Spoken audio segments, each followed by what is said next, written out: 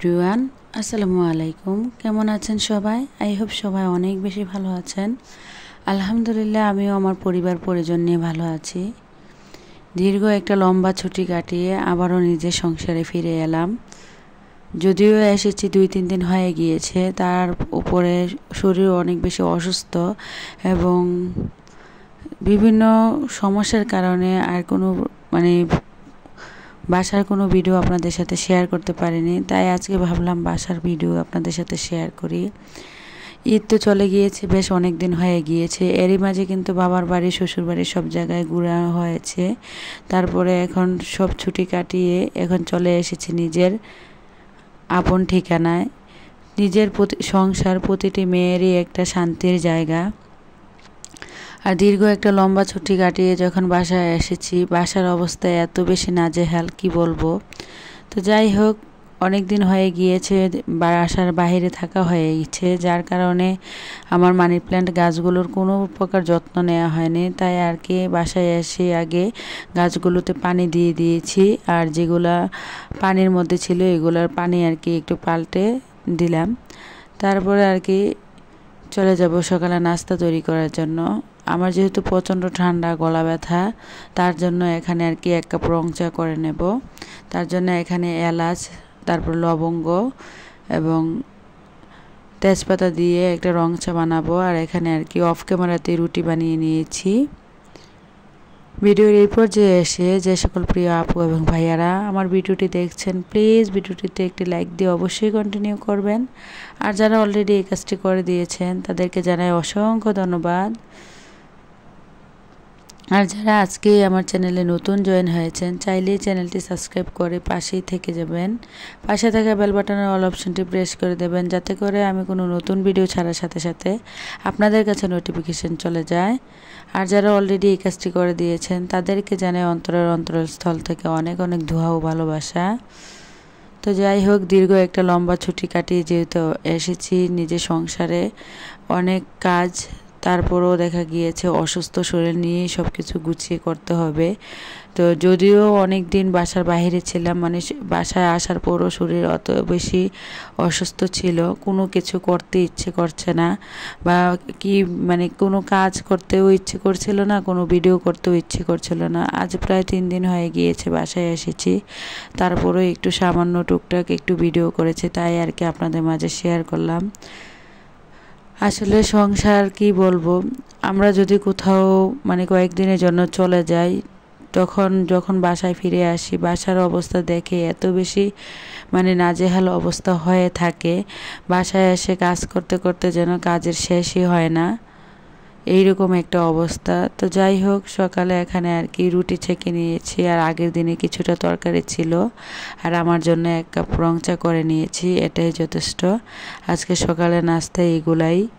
আমার কাছে আসলে রং চা দুধ চাটাই বেশি আমি পছন্দ করি, তারপরেও এখন দুধ চাটা অনেক বেশি অ্যাভয়েড করে চলি।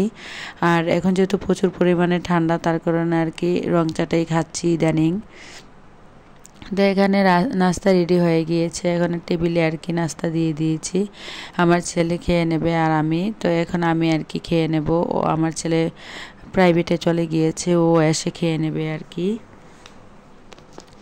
যদিও ঈদের আগে একটা ভিডিও দিয়েছিলাম, তারপরে আর কোনো বাসার ভিডিও দিতে পারিনি। দীর্ঘদিন পরে একটা বাসার ভিডিও দিলাম, তো জানি না আপনাদের কাছে কেমন লাগবে।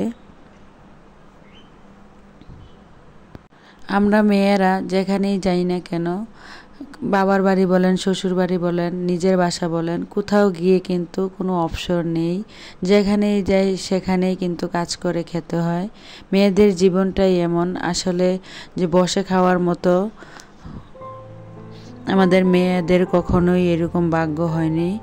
যেখানেই যাবেন কিন্তু সেখানেই কিন্তু কম বেশি কাজ করেই খেতে হয় মেয়েরা।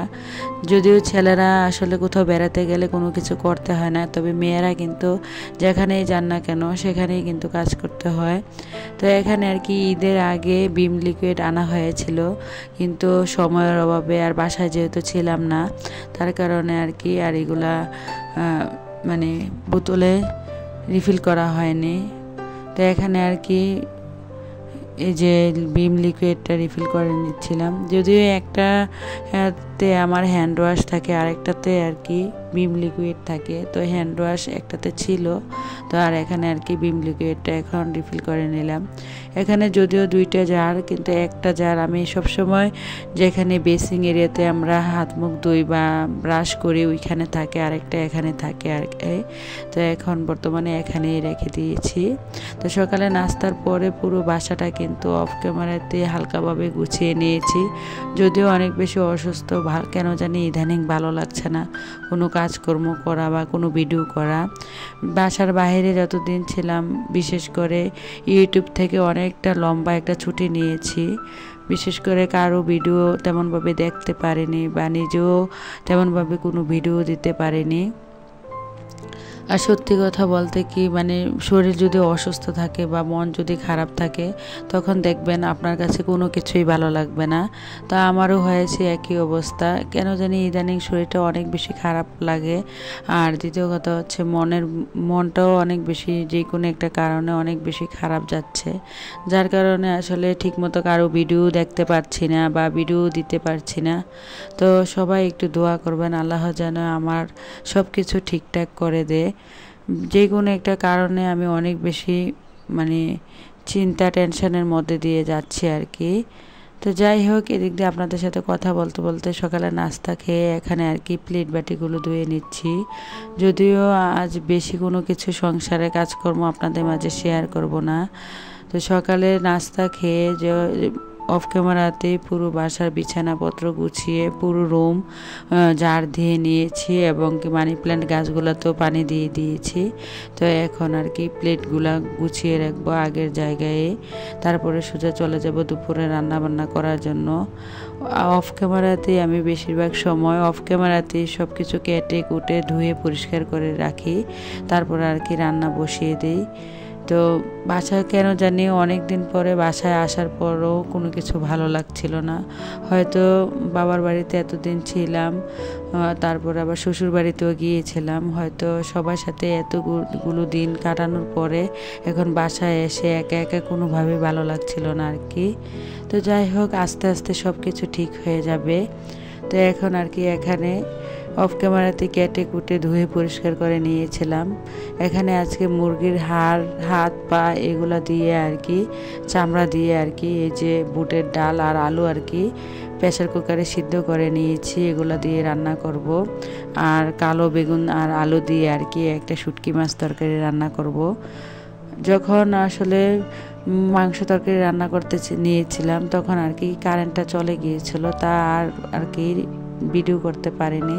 তো এখানে আর কি অনেক দিন ধরে ইচ্ছে করছিল শুটকি মাছ তরকারি খাওয়ার জন্য। ঈদ যেহেতু চলে গিয়েছে, যেহেতু কুরবানি ঈদেই কিন্তু সবার বাসায় কম মানে শুধু গরুর মাংস আর গরুর মাংস, যেখানে যাবেন শুধু মাংস খেতে একটু ভালো লাগে না, মন চায় যেন অন্য কিছু খাই, শাক ভর্তা শুটকি। তো আমার ছেলেরা তো এগুলো খাবেই না, তো ছেলেদের কথা মাথায় চিন্তা করে ওদের জন্য একটা তরকারি রান্না করে নিয়েছি। আর এখন আর কি আমার জন্য এখানে শুটকি মাছ তরকারি রান্না করে নিচ্ছি। শুটকি মাছটা যদিও আমার অনেক বেশি পছন্দের, কিন্তু ছেলেরা খায় না, তার জন্য আর কি আমি আর খেতে পারি না। তো আসলে দেখবেন যাদের বাসায় মানে লোক সংখ্যা খুবই কম, নিজের পছন্দ অনুযায়ী অনেক সময় দেখবেন অনেক কিছু রান্না করলেও কিন্তু থেকে যায় বা অনেক বেশি অপচয় হয়, নষ্ট হয়। তা আমার হয়েছে একই অবস্থা।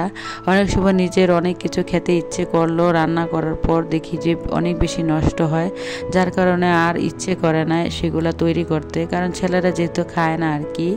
তো এদিকে হচ্ছে আমার ফাইনাল আর কি শুটকি তরকারি। আর আমার কিন্তু অনেক বেশি মানে কি বলবো, শুটকি তরকারিটা অনেক বেশি মজা হয়েছিল। তো যাই হোক, এরই মাঝে কিন্তু দুপুরবেলা গোসল করে নামাজ পড়ে সব কিছু কমপ্লিট করে নিয়েছি। আর এখানে একটা ডিমও ভেজে নিয়েছি মেয়ের জন্য, কারণ আজকে মুরগি তরকারিটা অনেকটা বেশি ঝাল হয়ে গিয়েছে, যে বুটের ডাল দিয়ে যে মুরগির হাত পা রান্না করেছিলাম আর কি। তো এখানে ডিম ভাজা করে নিয়েছি আর বুটের ডালের তরকারি, আর এখানে শুটকি মাছ তরকারি আর কি। তো মেয়ে তো এগুলো দিয়ে খেতে পারবো না, তো মেয়ের জন্য আর কি ডিম ভাজা করে নিয়েছি। তো এখন মেয়েকে খাবারটা খাইয়ে তারপরে আমি খেয়ে নেবো আর কি। তো তো আসলে আমার মেয়ের কথা কি বলবো, ইদানিং কেন কি হয়েছে জানি না, মানে ও কোনো কিছুই খেতে চায় না। আজ প্রায় 2-3 দিন যাবৎ একদমই কোনো কিছুই খাচ্ছে না ঠিক মতো, মানে দুপুরও খাবার খাচ্ছে না, রাতের বেলাও না খেয়ে ঘুমিয়ে যাচ্ছে। বলতে পারবো না কি একটা অবস্থা। আসলে কোথাও অনেক দিন থাকার পর যখন বাসায় আসা হয়, মানে শরীর যেমন চলেই না এরকম একটা অবস্থা। তো যাই হোক, এখানে আর কি মেয়েকে খাবারটা খাইয়ে তারপরে আমি খেয়ে নেব। তারপরে আবার মেজো ছেলেকে মাদ্রাসায় দিয়ে এসেছি। ছেলের যেহেতু মাদ্রাসা খুলে ফেলেছে, তো তাকেও খাবার দিয়ে আসবো আর কি মাদ্রাসায় গিয়ে। ছেলেকে যেহেতু বাসা থেকে আর কি খাবারগুলো দিতে হয়, তার জন্য আর কি আমার প্রতিদিনই এখন চাকরি, এই যে তাকে খাবার নিয়ে দিয়ে আসতে হবে। তো যাই হোক, এরই মাঝে কিন্তু দুপুরে খাওয়া দাওয়া শেষ করে, এটা ছিল বিকেলবেলা, মেয়ে বলছিল বাদাম খাবে।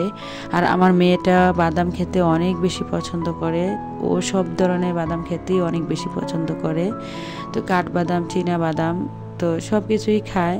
তো বাসায় যেহেতু অন্য বাদাম ছিল না, চীনা বাদাম ছিল, তো ভাবলাম মেয়েকে চীনা বাদামটাই বেজে দিই। যেহেতু ঝাড়ের মধ্যে ছিল, তো ও কিচেনে যখন আসে তখন দেখার পরে বলে যে খাবে। তো তার জন্য আর কি এখানে তেল দিয়ে হালকা করে আর কি বাদামগুলো বেজে নিচ্ছি। এভাবে তেল দিয়ে বাদাম বেজে খেতে অনেক বেশি ভালো লাগে। তো ইদানিং কিন্তু আমরা সবাই এভাবে তেল দিয়ে বাদামটা বেজে খাচ্ছি। তো যাই হোক, এখানে আর কি মেয়েকে বাদাম বেজে দেব বিকেলবেলা। তো আমার পরবর্তী ভিডিও দেখার আমন্ত্রণ জানিয়ে আজকের মতো ভিডিওটা এখানেই শেষ করছি। সবাই ভালো থাকবেন। খুদা হাফেজ। আসসালামু আলাইকুম।